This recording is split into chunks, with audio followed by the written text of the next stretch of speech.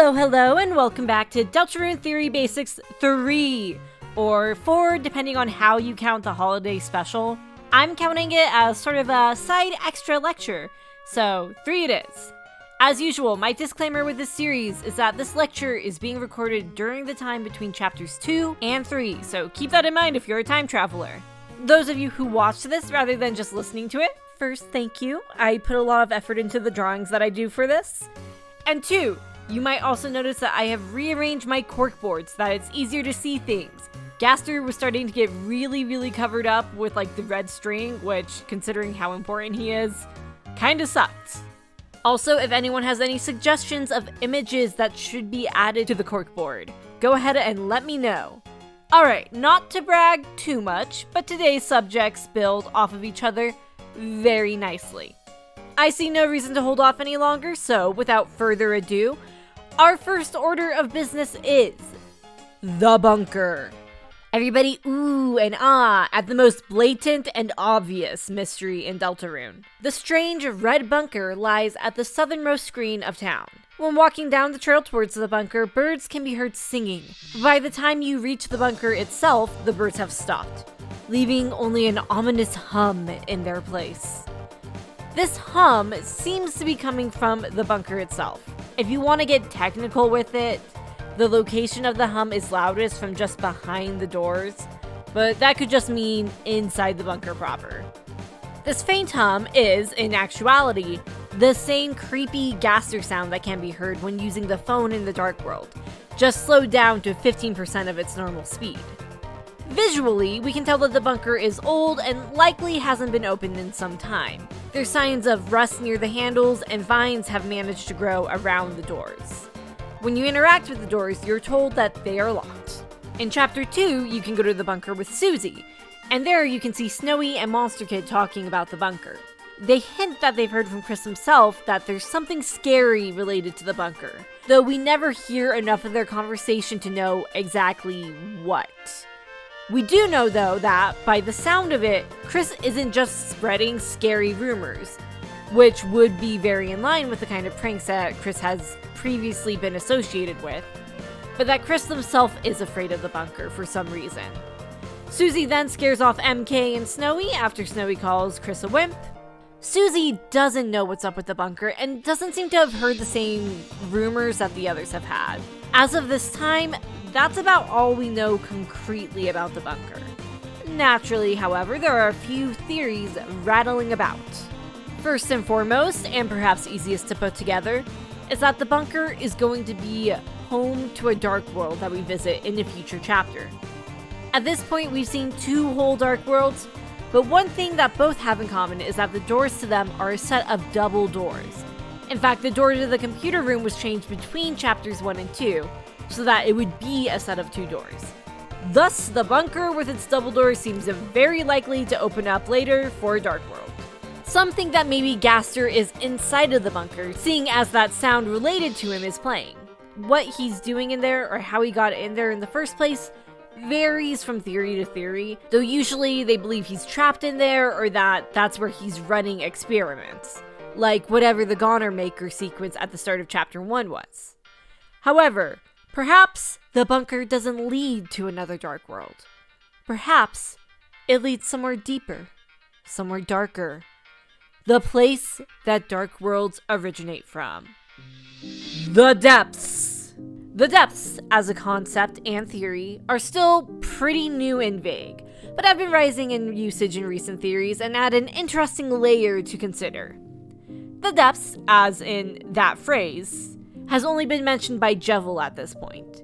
When he is defeated via fighting rather than acting, he says that soon the queen returns and hell's roar bubbles from the depths. The first part about the queen is clearly foreshadowing for the main antagonist of Chapter 2, but the second half of the sentence is still shrouded in mystery and has yet no clear meaning.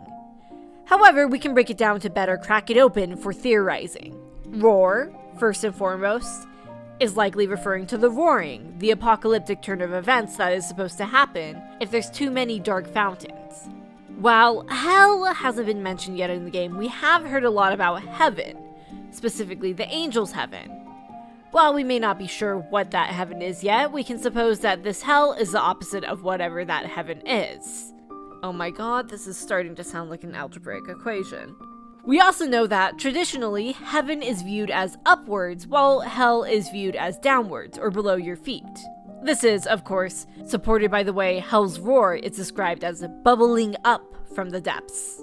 What else do we see bubbling from below? Well, the dark fountains themselves, like a spring coming from somewhere below. So, the depths are believed to be what exists below the dark worlds, and the source of dark fountains. In the words of Bricks VGM, who gives an excellent explanation of this theory, check out their video The Depths and the Submarine Castle Town Theory. Let's deploy the diagram. Here you can see we have the light world, where Lightners live. Presumably, because Chris and Susie are always depicted as falling every time they go into a dark world, the dark world exists beneath the light world. So our understanding without the depths would look like the dark world is a realm that exists beneath the light. However, with the depths theory, the diagram looks like this. Instead of the dark world, it's the depths that exist beneath the light world.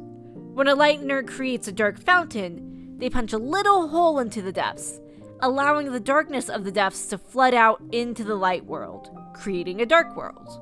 Now, Bricks' video states that a dark world is explicitly just darkness that leaked into the light world.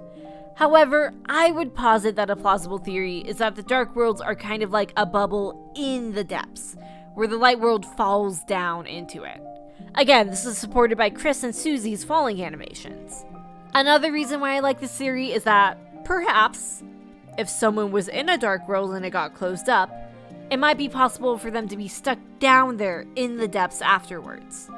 Gaster and Death's Holiday are commonly theorized to be down there, after all. Also worth noting is that during the Goner Maker sequence, the background is labeled The Depths, which makes our second mention of the title. Considering it's thought that Gaster is the one conducting the experiment that is the Goner Maker sequence, maybe Gaster is stuck in the depths. The word depths is also used in the real world to refer to deep underwater, especially in the sea. We know that Onion-san says there is a song coming from the sea. Perhaps this song is actually coming from the depths? Now, what would the depths be like if someone was down in there? What would it look like if someone really was stuck? Well, that's where the Goren Code comes into play. The Goren Code, also known more accurately as the unused dialogue. I like the term Goren Code though, because you know what's being talked about right away, are lines of unused dialogue that can be found within the code of Deltarune. These lines of dialogue do not have any clear place they would have gone in the game had they been used, and are oddly labeled as unused in the code itself. Typically, dialogue that isn't used just isn't used. Why in the world would it be given that title but still put in? When Chapter 1 was released, the dialogue read, Where am I? Hello? Anyone? Is anyone out there?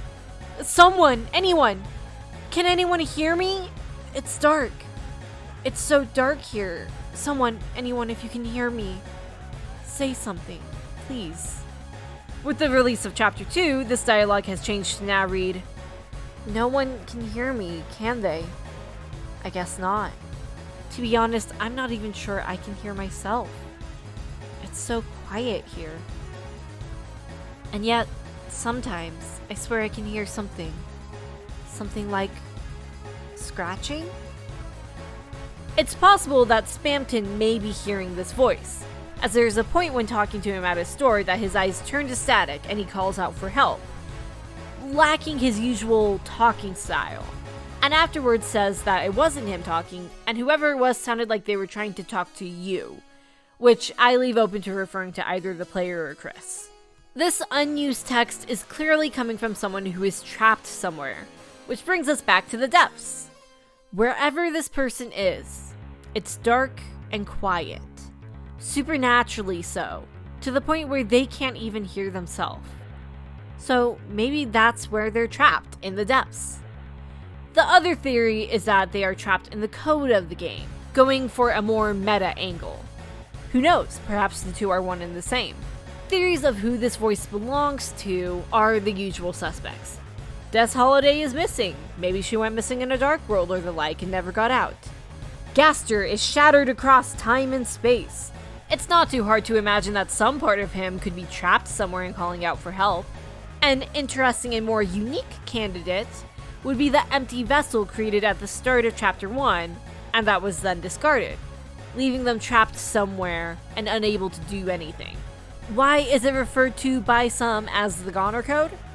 That would be because the dialogue is seen as being similar to what the Goners in Undertale would say or talk about. It does imply a certain relation to Gaster that is not inherent in the text itself, but again, I like it just as a term that easily differentiates itself from real unused dialogue rather than this seemingly manufactured unused dialogue. Our wrap up for this lecture is Skies Forever Blue. This is an animation that Toby Fox had commissioned, and its status in regard to Deltarune theory crafting is pretty controversial. The music video is about a video game character who falls in love with the player and, reset after reset, slowly breaks the game to try and spend more time with them and confess her love. At the end, she seems to fall deeper into the game, perhaps into the code of the game itself. This music video has been used previously to help and support theories, like the ones we've discussed today. It's kind of where the idea of getting stuck in video game code originated from. For more information on this, though, check out Half-Bred Chaos's video, Is Skies Forever Blue? Foreshadowing for Deltarune. Now, the obvious problem with trying to use Skies Forever Blue is that, well, it has nothing to do with Deltarune as far as we're aware. And some feel that trying to tie everything Toby Fox has ever had a hand in as a clue or hint towards Deltarune is doing those properties and ideas a disservice. I mean, what next? Are we going to say that Pokemon Scarlet and Violet have Deltarune hints just because Toby Fox composed music for it? That being said, however, I do think that looking at other works and concepts that Toby Fox clearly enjoys could give one an idea of where Mr. Fox's mind is and what he likes to continually rotate in his mind and look at different angles. So while I don't think it's necessarily something that you can use to build a theory, I think it's still useful to look at and get ideas for that might give you thoughts on where Toby Fox might be going with Deltarune.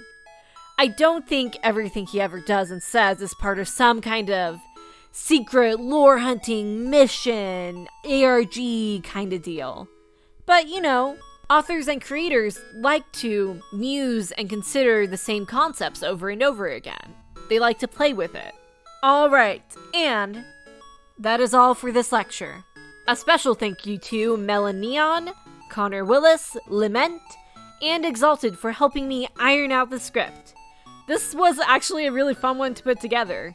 At this time, I'm anticipating another probably 1 to 2 lectures in this series, depending on how much content I put into each. And then probably 1 additional lecture that would be going over the Spamton sweepstakes. As usual, thank you all for being here.